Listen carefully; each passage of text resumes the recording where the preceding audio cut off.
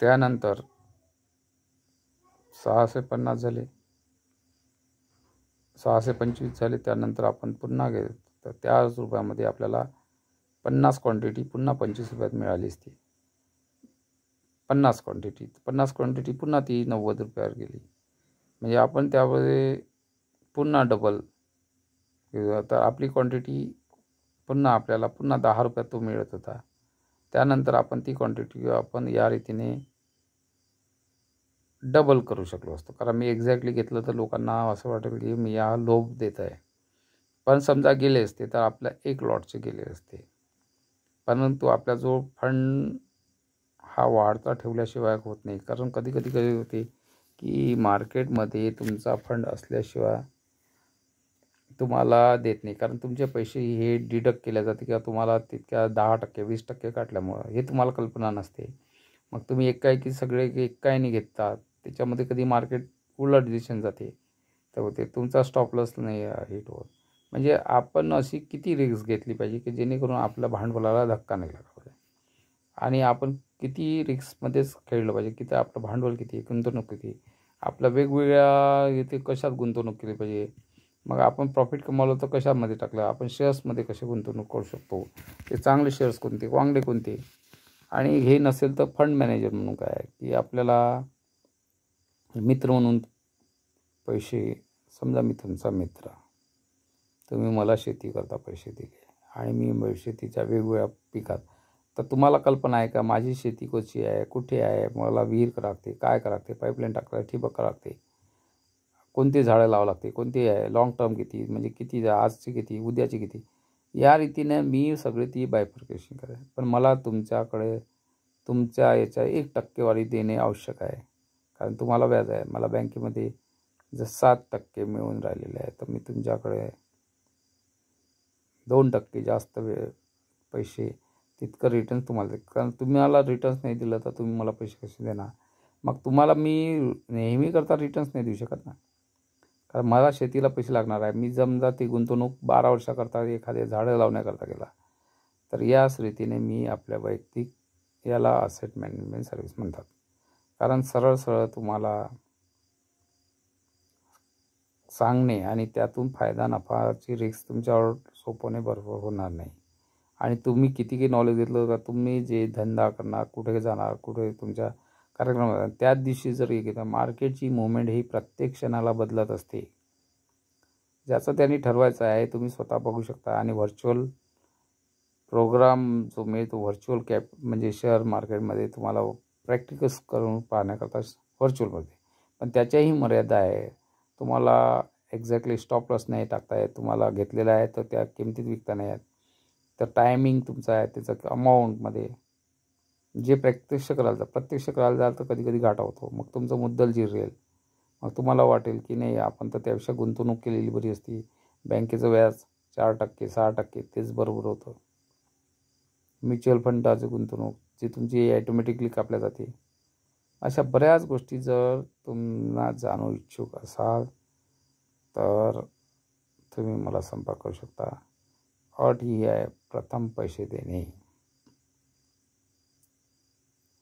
तुमचा गुंतवणुकीचा अर्धा भाग.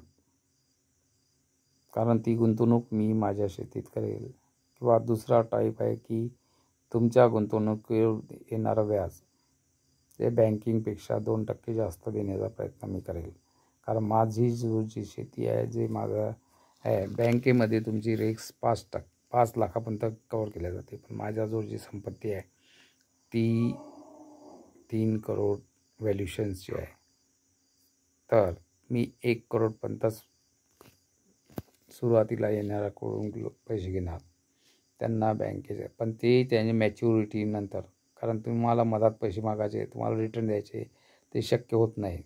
कारण तुम्ही भांडवलातून पैसे काढले की तुमचं भांडवल कमी होते, पुन्हा त्या गोत्यात जाता. चांगले शेअर्स हे रिटर्न देतात. आता माझा अनुभव स्वतःचा डाबर शेअर्स मी त्यावेळेस 20 वर्ष अगोदर घेतला. तो 13 रुपयाने मिळाला. त्याचं व्हॅल्युएशन मी काढल्यानंतर पाहिलं की 300 पट आलं. कारण बोनस शेअर येते. तर सगळेच जण मल्टीबॅगर शेअर्स म्हणून कोणी गुंतवणूक करू शकत नाही आणि कुणाला सांगत नाही. कारण प्रत्येकाच्या रिस्क राहते, पण ही जर एका रुपया कोणाकडून प्रत्येकाने जमा झाला तर माझ्याकडून 100 रुपये होतात.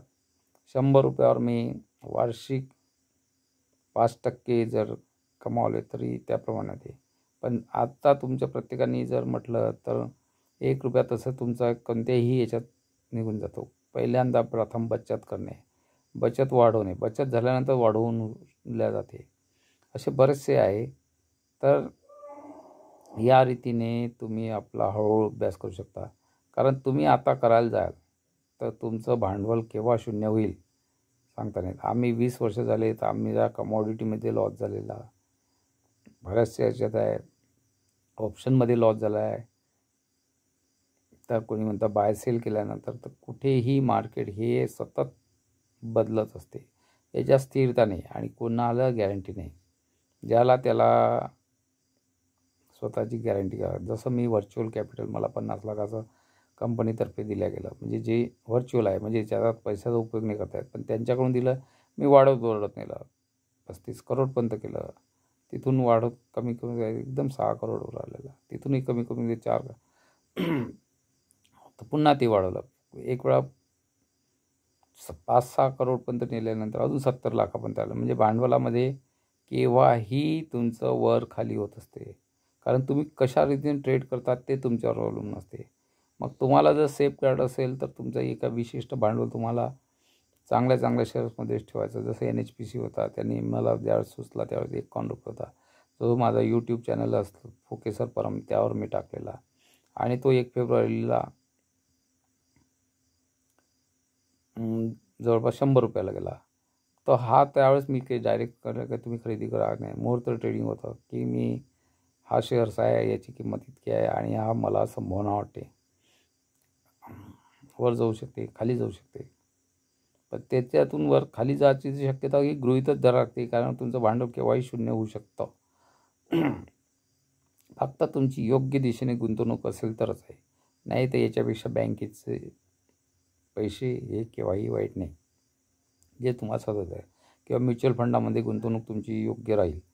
तुम्ही रोजचे 21 रुपयेपासून गुंतवणूक करू शकता. तुमच्या खात्यातून कपात होते, तुम्हाला होते. तुम्ही महिन्याची SIP करू शकता, 1 मंथ करू शकता, त्याप्रमाणे करू शकता. पण त्याच्यातही तुम्हाला तर नक्की निर्णय घ्यावा लागेल की कशी गुंतवणूक करा, कोणत्या याच्यात करा. आणि प्रत्येक पदोपदी तुम्हाला आर्थिक सल्लागारची गरज पडणार आहे. त्यापेक्षा मग किंवा तुम्हाला फंड मॅनेजरची गरज लागणार आहे. सेबीचे नियम आहे, सगळं आहे. तर तुम्ही एक मित्राला दुसऱ्या मित्राला पैसे देऊ शकता आणि त्याच्यावर विश्वास ठेवू शकता, तुम्हाला विश्वास वाटत असेल तर. अन्यथा बिलकुल नाही. त्याप्रमाणे संमती, जसं म्युच्युअल फंडामध्ये आपल्या आपसात अंडरस्टँडिंग राहते की सब्जेक्ट टू मार्केट रिस्क, आणि तो एक प्रकारचा म्युच्युअल फंड होऊ शकतो. त्या म्युच्युअल फंडावर एक अश्युर्ड तर नाही म्हणता येईल, फ्लक्च्युएटिंग बोनस म्हणून देता येईल. त्यामध्ये तुमचं काही नाही बाबा, हे तुमच्याकडे सोपवले आणि त्यात शून्य झाले तरी माझी काही हरकत नाही, असा विश्वास असेल तर पुढची गोष्ट करता येते.